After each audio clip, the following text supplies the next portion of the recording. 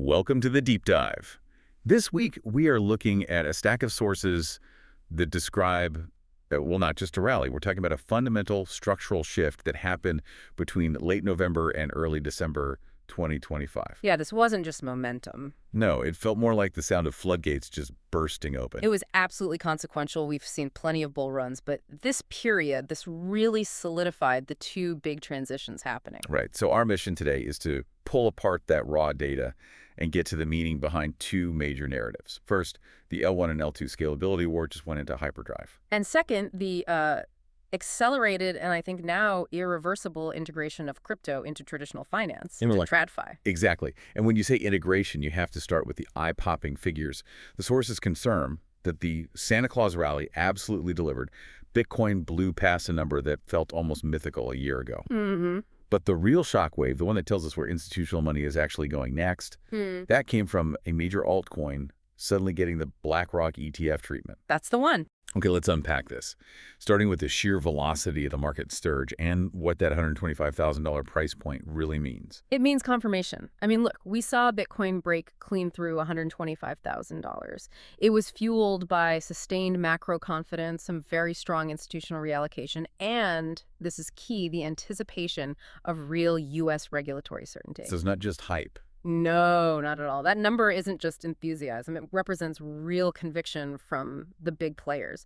They're treating crypto exposure now as, a long-term mandated asset class, not just a cyclical trade. I agree. The psychological barrier is huge. I mean, yeah. 6 months ago, $100 K was the moonshot. Now $125K just feels like a stopover. It does. But that begs the question, if the institutional money is truly moving in, is it only focused on Bitcoin? Or is it starting to diversify? Because that brings us right to the bombshell. BlackRock. For Solana. The BlackRock spot Solana ETF filing. I mean, this is probably the single most important institutional validation event of the entire year, outside of the original Bitcoin ETFs, of course. Wow, why so significant? Well, up until now, institutions sort of treated the space as a duopoly, right? Bitcoin is digital gold, Ethereum is the programmable layer. BlackRock's move here is the clearest, loudest signal yet that they intend to legitimize Solana as a third pillar, as a high-speed, scalable investment vehicle. That completely changes the calculus of the L1 wars, doesn't it? It has to. I mean, historically, critics would dismiss chains like Solana as, technologically cool, but lacking that institutional stamp of approval. And now that barrier is just dissolving.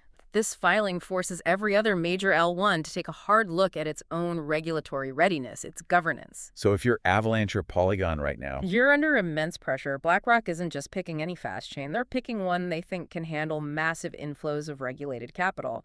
If you want to play in that multi-billion-dollar ETF space, you have to prove you're just as ready. And the data really confirms that Solana's tech is what's driving this.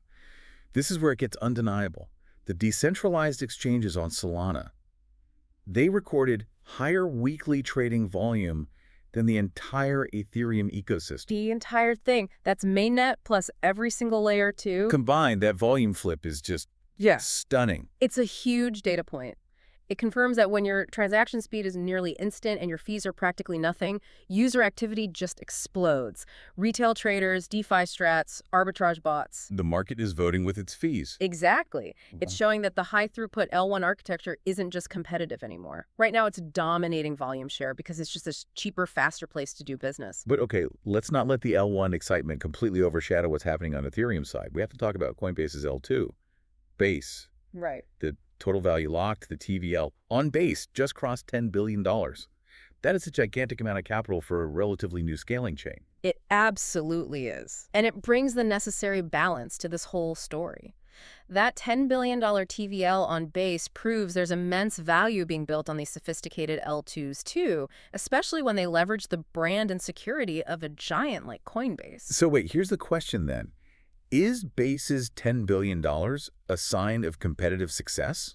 Or is it just Ethereum kind of cannibalizing its own liquidity onto an L2 while Solana is pulling in all this new high-speed capital from outside? That is the right question to ask. Base's success is, it's definitely tied to Coinbase's massive retail user base. It's more like in-house growth.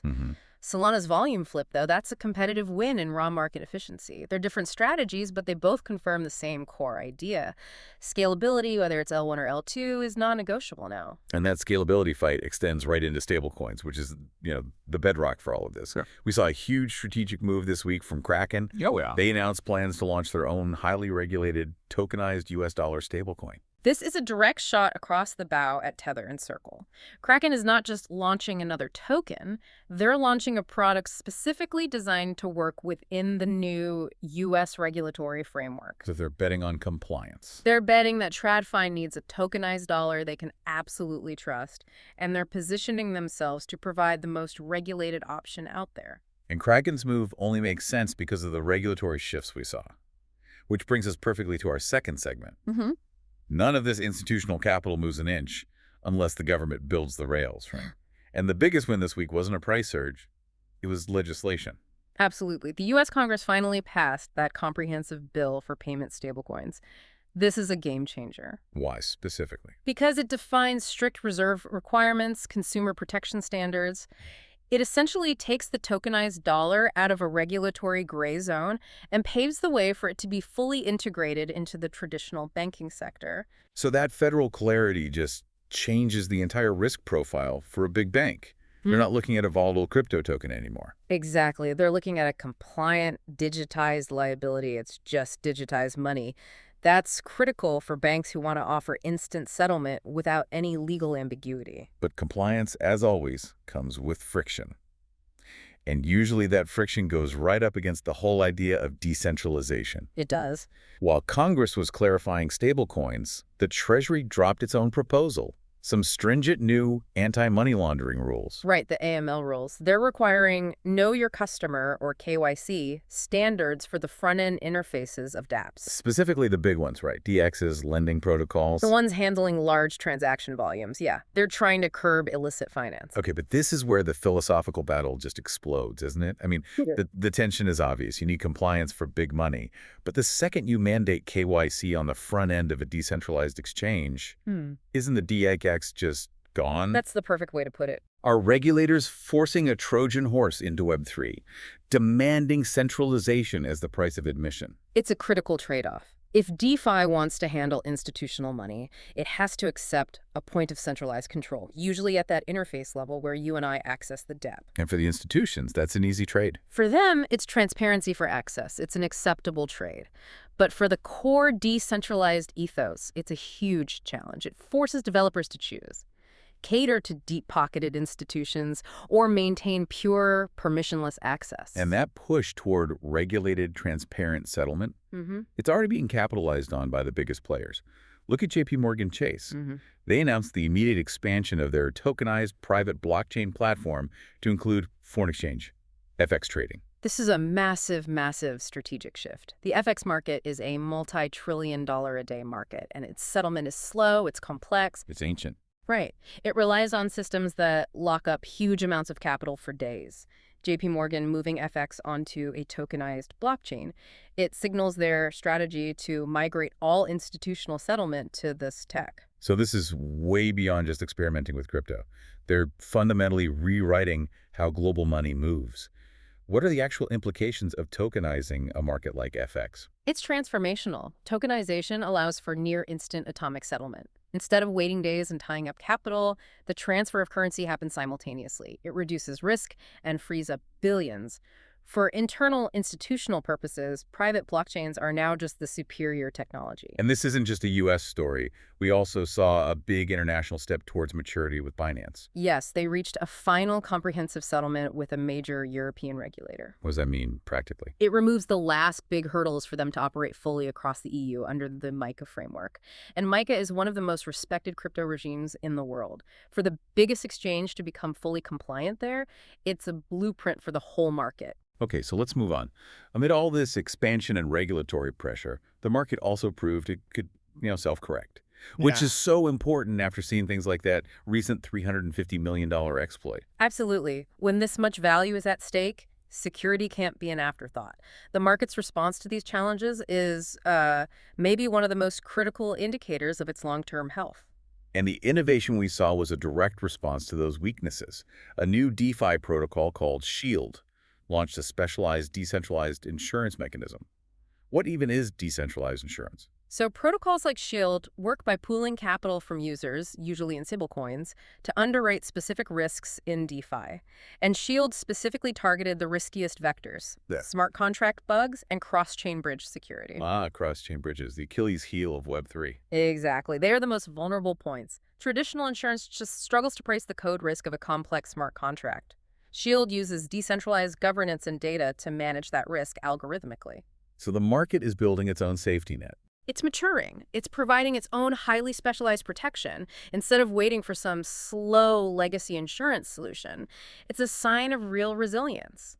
The ecosystem is hardening itself from within. It confirms that professional-grade capital demands professional-grade security. Precisely. It's an economic maturity signal. The builders know the financial traffic is only going to get heavier, so they're putting up the scaffolding and the safety glass. So let's try to synthesize all this for you. This period, it really feels like a point of no return. We saw the comprehensive validation of altcoins with the BlackRock Solana ETF, which forces every L1 to up its institutional game. We saw undeniable growth in scaling, with Bates hitting $10 billion TVL and Solana's volume flip. And we saw TradFi move from just watching to actively participating, with Kraken stablecoin and JPMorgan's massive FX expansion. So what does this all really mean for you? Well, this period, late November to early December 2025, it marks the point where crypto tech stopped being just an alternative asset class. Right. It's no longer defined by market speculation. It's now becoming entrenched in the actual mechanics of global finance. The new stablecoin law provides the on-ramps. And the TradFi integrations, like migrating FX trading, confirm the destination. Instant, tokenized, global settlement. So it's no longer a question of if large institutions will adopt these rails. It's how fast they can decommission the old ones. And that is the defining question for the next year. Given how quickly a bank like JPMorgan is integrating something as massive as FX trading, we have to ask, how soon should we expect other traditional assets? Corporate bonds, institutional lending, even private equity. How soon until they migrate their settlement onto these tokenized platforms? It's a powerful thought. And what happens to the market when institutional adoption of these rails starts moving faster and deeper than retail adoption? That gap, that race between TradFi efficiency and retail curiosity, that is the next major dynamic you need to watch. A fantastic, essential thought to mull over. Thank you for joining us for the deep dive.